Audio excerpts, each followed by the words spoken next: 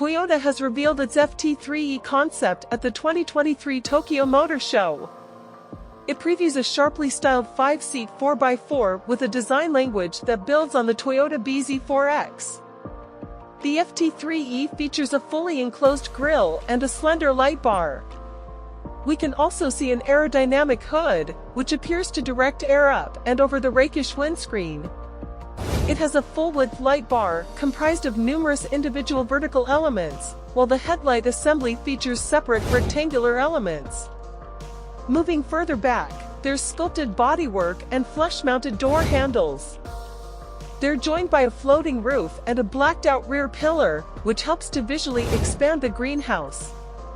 The rear end looks like a futuristic take on the bZ4X, and it has a distinctive rear spoiler and a slender light bar that echoes the one up front. We can also see black accents and a pronounced diffuser. The edgy concept has an almost flat roofline, which should translate to generous headroom for rear passengers.